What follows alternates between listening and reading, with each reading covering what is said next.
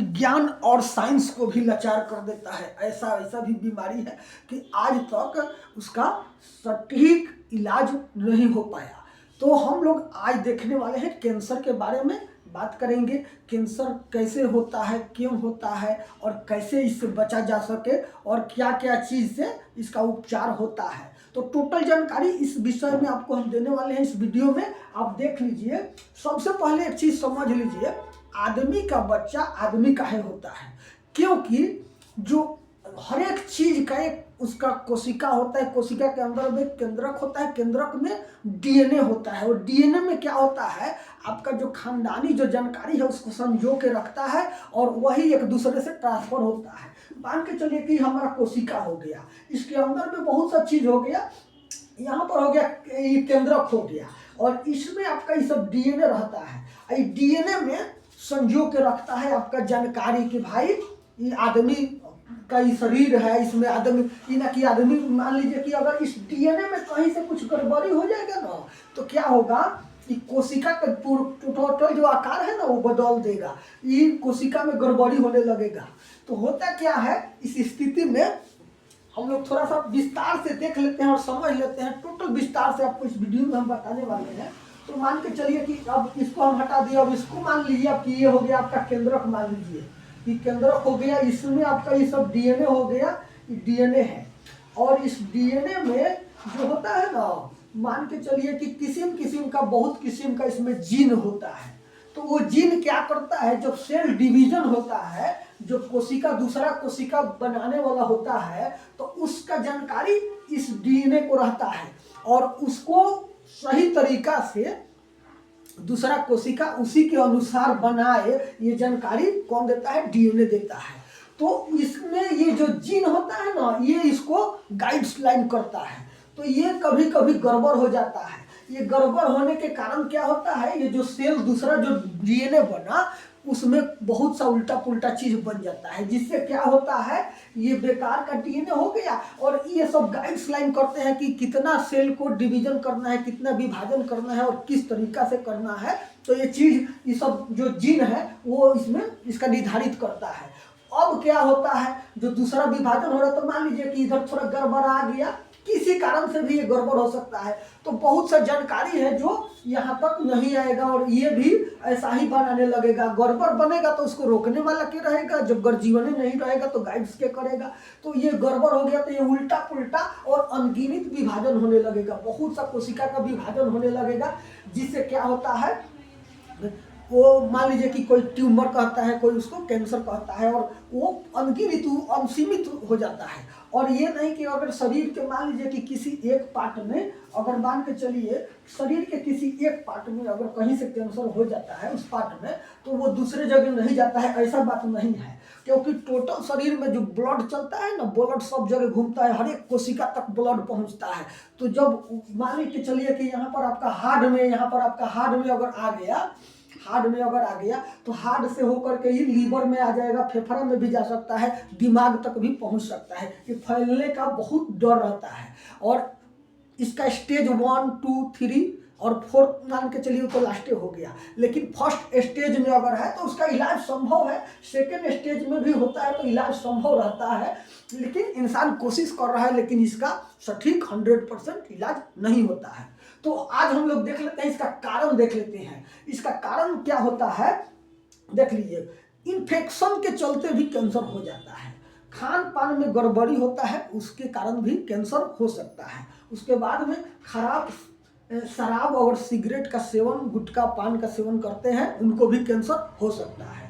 उसके बाद में जख्म अगर ज़्यादा दिन का रह गया तो उससे भी कैंसर हो जाता है। जीन में गड़बड़ी, ये जीन में गड़बड़ी कहाँ से आता है भाई, तो ये जो जीनेटिक कैंसर जिसको कहते हैं, ये जो जीन होता है ना, जो मान के चलिए कि हमारा डीएनए हो गया, ऐसा मान के चलिए कि हमारा डीएनए हो गया, तो इस डीएनए में अगर जीन में गड़बड़ी है, खानदानी कैंसर कुछ कहा जाता है। तो ये कोई जरूरी नहीं है कि एक वंश से दूसरे वंश में पहुंचे, लेकिन अधिकांश मान लीजिए कि यहाँ पर थोड़ा सा यहाँ दिक्कत आ गई। अगर ये मान के चलिए कि हमारा डीएनए है और यहाँ पर ये जीन में थोड़ा सा गड़बड़ी आ गया, जिससे इधर का मान लीजिए कि ये क्षतिग्रस्त अगर डीएनए होता है ना तो उसको जीन रिपेयरिंग कर भी लेता है। उस जीन का नाम है P53। P53 जीन ऐसा है जो इस डीएनए को रिपेयरिंग करने में मदद करता है, प्लस उसको ये भी बताता है कि जो दूसरा जो सेल डिवीजन होगा, जो दूसरा कोशिका का विभाजन होगा, उसमें सेम टू सेम कैसे रहना है और नियंत्रित होना है। ये ना कि ये उंगली है और इसका उंगली में कितना कई अरब कोशिका मिलकर ये उंगली मान के चलिए कि बना होगा मोटा मोटी। तो अगर अनियंत्रित इसमें अगर विभाजन हो जाए तो ये उंगली के ऊपर एक और उंगली हो जाएगा। तो उसको कंट्रोल कौन करता है? जीन करता है। और जो P53 जीन है ना वही बताता है कि आपको कितना डिवीजन करना है और कंट्रोल। और जो कोशिका जो खराब हो जाता है, मान के चलिए कि जो कोशिका में गड़बड़ी हो गया और खराब हो गया, उसमें रिपेयरिंग अगर ये डीएनए नहीं हो पाया, जीन अगर इसको रिपेयरिंग नहीं कर पाया इस डीएनए को, तो क्या होता है, ये जीन जो है ना उसको प्रेरित भी करता है P53 कि भाई इसको अब खत्म कर दो, इस सेल को खत्म कर दो।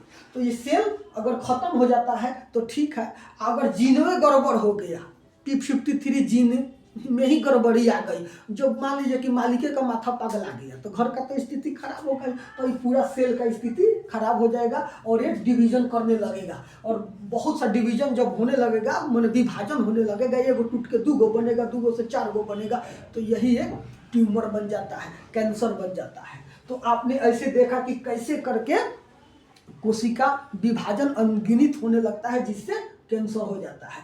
अब थोड़ा सा इसको और विस्तार से देख लेते हैं। ये जो है ना, इसकी कमी जो है ना हम लोग दूर कर सकते हैं। कैसे कर सकते हैं? कोशिश कर सकते हैं हम लोग कि देख लीजिए, हम लोग विटामिन ए का भरपूर अगर सेवन करते हैं तो ये गाजरा हरा साग सब्जी खा के आँख के लिए भी ठीक रहता है, तो उससे भी कैंसर पर ये सब नियंत्रित कुछ विटामिन है जो कैंसर को मतलब कमजोर करता है या नहीं होने देता है। तो विटामिन ए भी इसमें जरूरी है, विटामिन डी का भी जरूरत है। ये मछली, अंडा, दूध और मशरूम वगैरह खा के इसको पूरा कर सकते हैं। शरीर में घाम लगा के विटामिन डी का मात्रा भी भरपूर होना चाहिए। विटामिन सी जो जल में घुलनशील है, इसको एस्कॉर्बिक एसिड भी कहते हैं। नींबू, संतरा, अनार खा के इसको भी आप भरपूर सेवन कर सकते हैं। उसके बाद में विटामिन B12 की भी कमी अगर हो जाए तो कैंसर हो सकता है। तो ये सब चीज़ विटामिन। एक और चीज़ है आपको बता दें कि जो आम सेल है ना, जो साधारण सेल है हम लोग का, ये साधारण सेल जो हम लोग का हो गया, इसमें बहुत सा चीज़ रहता है। तो ये सेल को ना उतना भोजन का, इतना प्रोटीन का, एमिनो एसिड का, ये सब का जरूरत उतना नहीं पड़ता है। लेकिन जो बिगड़ जाता है, बिना गर्जीवन का हो गया, टेढ़ा मेढ़ा हो गया, तो उस सेल में क्या होता है, उसको ज़्यादा भोजन का जरूरत पड़ता है। तो पहले के लोग कुछ दिन फास्टिंग रहते थे। फास्टिंग रहने पर मतलब मान लीजिए कि जो बेकार का कुछ सेल है शरीर में, उसको भोजन नहीं मिला तो वो मर गया, क्योंकि इससे 50 गुना ज़्यादा ये निकम्मा जो होता है, जो बेकार का सेल है, जो खराब है, जिसमें गड़बड़ी है, जिस कैंसर बनने की संभावना है, उसको ज़्यादा भूख लगता है, उसको ज़्यादा विटामिन की जरूरत पड़ता है। क्यों? क्योंकि वो ज़्यादा ग्रोथ कर रहा होता है। तो ज़्यादा जो खटता है बिना मतलब के, मान लीजिए कि कोई आदमी अगर कोई काम कर रहा है तो उतना उसको मेहनत हो रहा है, तो उसको मेहनत होगा तो उसको भूख भी लगेगा, तो इसको भूख ज़्यादा लगता है। जो बेकार वाला सेल होता है, जो कैंसर सेल होता है, अगर फास्टिंग सप्ताह में अगर एक दिन आदमी करता है तो शरीर में उसका बहुत अच्छा प्रभाव पड़ता है और शरीर का कुछ बेकार सेल जो होते हैं, जो खराब रहते हैं, वो खत्म भी हो जाते हैं। तो फास्टिंग भी करके इसको कंट्रोल किया जा सकता है। अभी नहीं कि भूखे ही रहकर जान दे दिया जाए। अब इसका इलाज देखिए डॉक्टरों लोग कैसे करते हैं। इसका इलाज जो होता है ना, रेडिएशन के द्वारा होता है, हार्मोन थेरेपी से होता है और केमोथेरेपी से होता है। केमोथेरेपी जब चढ़ता है आदमी को तो आप देखते होंगे कि बाल झड़ जाता है। तो वो करता क्या है, जब केमोथेरेपी जाता है ना, तो मान लीजिए कि खराब सेल है, इसको हम मान लीजिए कि ये बेकार सेल है, ये आपका अच्छा सेल है, तो ये जब जाएगा ना, ये जब जाएगा केमोथेरेपी जाएगा तो इसको तो खराब करेगा ही, और इस अच्छा वाला जो सेल है, जो आपका डी है, कोशिका है, इस पर भी इसका प्रभाव पड़ता है। अधिकांश जो बाल वाला कोशिका होता है ना, उस पर प्रभाव पड़ता है, तो बाल आदमी का झड़ जाता है जब केमोथेरेपी होता है। तो इसको तो खराब किया, और इसके अगल बगल में जो अच्छा वाला भी कोशिका होता है वो भी नष्ट हो जाता है। इसलिए आदमी कमजोर भी हो जाता है जब केमोथेरेपी होता है। तो आपको एक छोटा सा जानकारी हमने दिया। अब ये बात बता दें कि जो कोशिका रहती है ना, कैंसर है ना, इसका खोज आज से नहीं, 460 ईसा पूर्व से हो रहा है। यूनानी एक चिकित्सक थे, उन्होंने 460 से 470 ईसा पूर्व से इसका नाम, इसका कैंसर उन्होंने दिया।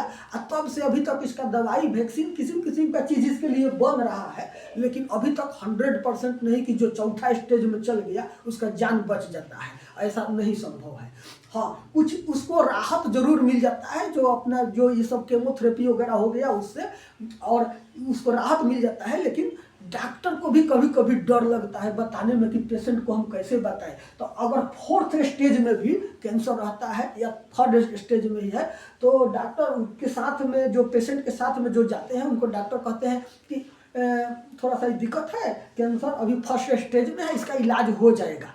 धीरे धीरे करके माइंड उसको सेटअप कर दिया जाता है और उस पेशेंट को बताया नहीं जाता है ना, तो लोग जानता ही है कि अगर कैंसर का शक कहीं से हो गया तो डर ही मर जाता है, हार्ट भी फेल कर जाता है। इसीलिए डॉक्टर लोग बहुत नियंत्रण इस पर रखता है, बहुत संयम बरतता है बताने के लिए। लेकिन हमारा जो छोटा सा प्रयास है, हमने आपको जानकारी देने का कोशिश किया कि अगर हम लोग खराब लत से अगर बच जाए तो बहुत माने 80% हम बच सकते हैं। अगर ये सब खराब खाना पीना में अगर सुधार कर लें, जो शराब है, सिगरेट है, गुटखा है, नशा है, उल्टा पुल्टा चीज़ का सेवन करके बच जाए तो इससे भी बचा जा सकता है। और ये ज़रूरी नहीं है कि खानदान में किसी को हुआ था तो आपको भी होगा। ये जो जेनेटिक जो जीन है वो आपके हर एक अथी में आएगा, वंश में, ऐसा नहीं होता है। रियर केस में ऐसा होता है, रियर केस में होता है।